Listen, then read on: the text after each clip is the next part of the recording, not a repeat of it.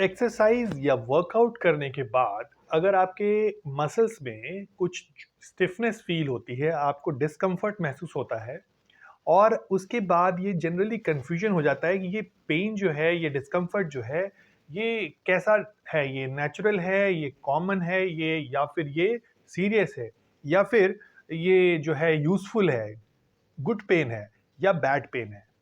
आज मैं आपको इसी के बारे में जानकारी देना चाहता हूँ दोस्तों, ताकि आप ये कन्फ्यूजन से दूर हो जाएं कि ये पेन गुड है या बैड है। गुड पेन और बैड पेन के बारे में आज बताऊंगा, स्पेशली जिम या वर्कआउट के बाद। मैं हूं डॉक्टर धीरज और आज मैं आपको इसी के बारे में बताने वाला हूं। मेरा चैनल अब तक आपने सब्सक्राइब नहीं किया है तो सब्सक्राइब कर लीजिए और वीडियो को लाइक करके दोस्तों में शेयर करना बिल्कुल मत भूलिएगा, ताकि उनको भी ये इन्फॉर्मेशन मिल जाए। और हाँ, सब्सक्राइब करने के बाद बेल आइकन ज़रूर दबा दीजिएगा, ताकि आपको मेरा नया वीडियो भी तुरंत मिलता रहे, क्योंकि मैं इसी तरह से आपको हर हफ्ते एक ऐसी टिप देता हूँ, ऐसी इन्फॉर्मेशन देता हूँ, जिससे कि आपको इन्फॉर्मेशन घर बैठे मिल जाती है और आपको डॉक्टर के पास, थेरेपिस्ट के पास नहीं जाना पड़ता है। यानी आप प्रिवेंट करते हैं अपनी प्रॉब्लम्स को। सो चैनल को ज़रूर सब्सक्राइब कर लीजिएगा। पहली बात तो ये होती है मसल सोरनेस, यानी कि आपने एक्सरसाइजेस की और उसके बाद मसल्स जो हैं वो थोड़ी-सी अनकंफर्टेबल हो गई, टच करने से या फिर मूव करने से आपको पेन फ़ील होता है। तो ये मसल सोरनेस है, यानी कि मसल्स में पेन है, डिस्कम्फर्ट है। ये 2 तरह के होते हैं। एक तो अर्ली ऑनसेट होता है कि तुरंत एक्सरसाइज किया और आपको फ़ील हो गया। एक होता है लेट ऑनसेट, उसको हम लोग बोलते हैं डिलेड ऑनसेट मसल सोरनेस, यानी DOMS। सो डिलेड ऑनसेट एमएस जो है वो कई बार पहचान में नहीं आता है कि ये क्यों हुआ। ऐसा भी होता है, हमने नई एक्सरसाइज शुरू की या एक्सरसाइज तो वही है लेकिन उसको थोड़ी अलग तरह की इंटेंसिटी से कर दी, तो ये डिलेड ऑनसेट, यानी कि अब डिलेड कितना डिलेड, 12 घंटे से लेकर के 24 घंटे तक या 72 आवर्स के बाद फील होना शुरू होता है ये डिलेड ऑनसेट वाला मसल सोरनेस। और ये पेन भी एक्चुअली में बिल्कुल ही गुड पेन की कैटेगरी में आता है, क्योंकि ये 7 डेज के अंदर में बिल्कुल ठीक हो जाता है। 1 वीक लगा नहीं कि ठीक हो गया। और इससे ज़्यादा अगर वो कंटिन्यू कर रहा है, आपको डिस्कम्फर्ट बढ़ता जा रहा है, आपको मेडिसिन से फ़ायदा नहीं हो रहा है और आप अपनी एक्टिविटी को करने में अपने आप को बहुत कमज़ोर महसूस करने लग जा रहे हैं, तो ये डेफ़िनेटली एक सीरियसनेस है इसमें। इसको दिखाने की ज़रूरत है कि किस मसल टिश्यू में ये प्रॉब्लम हो रही है या किस लिगामेंट में प्रॉब्लम हो रही है या किस टेंडन में प्रॉब्लम हो रही है। इसी यूनिट से हमारी बॉडी बनी होती है। मसल्स होते हैं जो जॉइंट्स को मूव करते हैं, लिगामेंट्स होते हैं जो बोन टू बोन को कनेक्ट करने के लिए होते हैं, वो लिगामेंट्स होते हैं। और टेंडन उसको बोलते हैं जो मसल्स को बोन से कनेक्ट करते हैं, उसको हम लोग टेंडन बोलते हैं।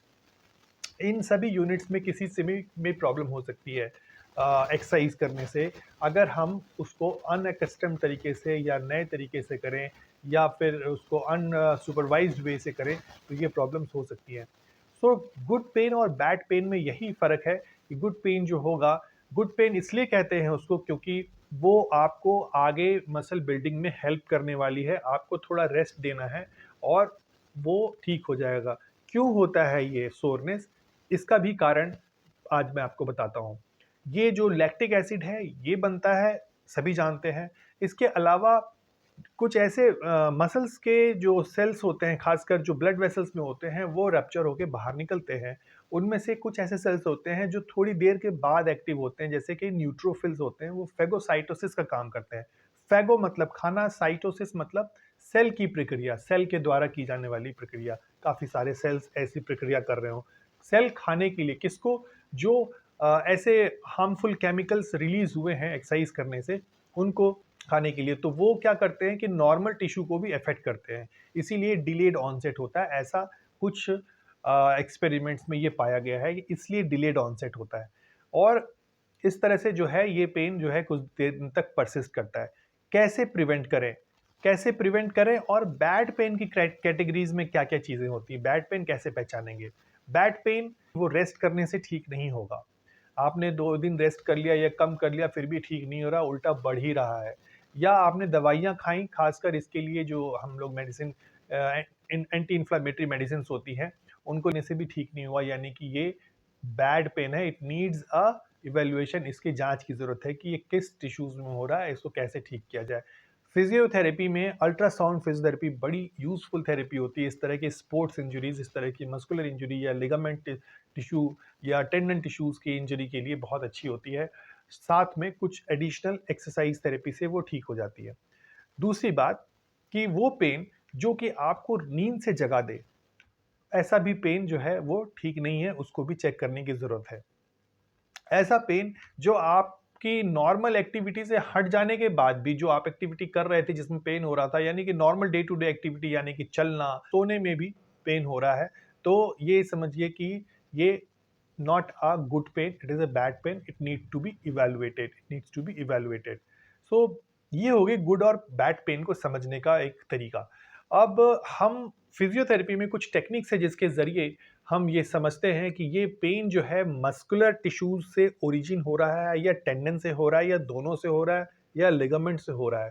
हर एक जॉइंट्स एंड हर एक बॉडी पार्ट्स को मूव करने का जो उसकी एनाटॉमी होती है, उसके नॉलेज के आधार पे हम उसके, और साथ में कुछ स्पेशल टेस्ट्स होते हैं, उनके आधार पे हम फिज़िकली बिना किसी एमआरआई के किसके हम इसको टेस्ट करते हैं और इसके अकॉर्डिंगली ही हम एडवाइस करते हैं, जिससे कि पेशेंट को ये समझ में आ जाता है कि ये जो है प्रॉब्लम कहाँ से ओरिजिनेट हो रही है और किस तरह के रेस्ट से फ़ायदा होगा।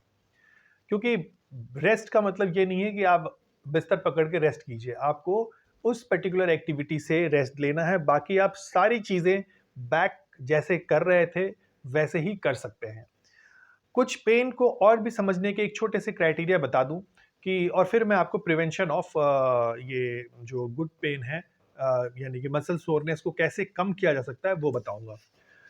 वो पेन जो आपका शाम तक होते होते बढ़ जाए और मॉर्निंग में उठें तो ठीक हो, जनरली ये एक तरह से गुड पेन है, ये बॉडी में स्ट्रेस आपको दे रहे हैं, लेकिन वो रेस्ट के साथ ठीक हो जा रहा है।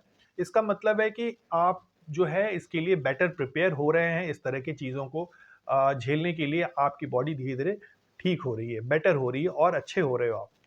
और ऐसा पेन जो शाम तक ठीक रहे और सुबह बढ़ जाए, उसको चेक करने की ज़रूरत है, क्या ये कहीं विटामिन डी की डेफ़िशिएंसी से तो नहीं हो रहा है? क्या ये किसी और कारण से तो नहीं हो रहा है? वो बहुत ज़रूरी है जाँच करना उसका।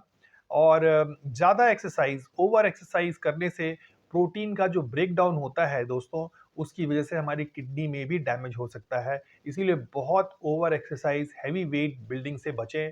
एकदम से हायर लेवल ऑफ एक्सरसाइज़ पे ना जाएँ, धीरे-धीरे ग्रेजुअली जाएँ। अब मैं आपको बताता हूँ मसल सोरनेस जो डेवलप होती है, उसको कैसे कम से कम किया जा सकता है।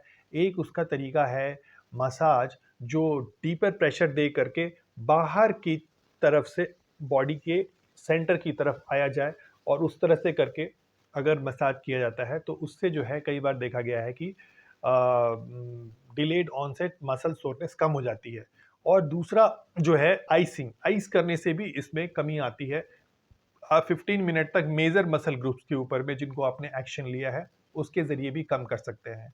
दोस्तों, ये सारी टेक्निक्स यूज़ करने से आपकी जो मसल सोरनेस है, जो डिस्कम्फर्ट है, वो कम हो जाएगी और आप जल्दी से ठीक हो जाएँगे और आप बेहतर होते चले जाएँगे। मैं आशा करता हूँ आपको मेरा ये वीडियो अच्छा लगा होगा, और अच्छा लगा हो तो ज़रूर मुझे लाइक करके बताइए, कमेंट करके बताइए कि कैसा लगा, और आप और कुछ इन्फॉर्मेशन चाहते हैं तो उसके बारे में भी मुझे बताइए। चैनल को अब तक सब्सक्राइब कर ही दिया होगा, आपने नहीं किया है तो ज़रूर कर लीजिए, इससे मुझे सपोर्ट मिलेगा, और दोस्तों में शेयर कीजिए ताकि वो भी इस इन्फॉर्मेशन को देखें और इस प्रॉब्लम से बचें। आप सबका दिन बहुत-बहुत शुभ हो। नमस्कार।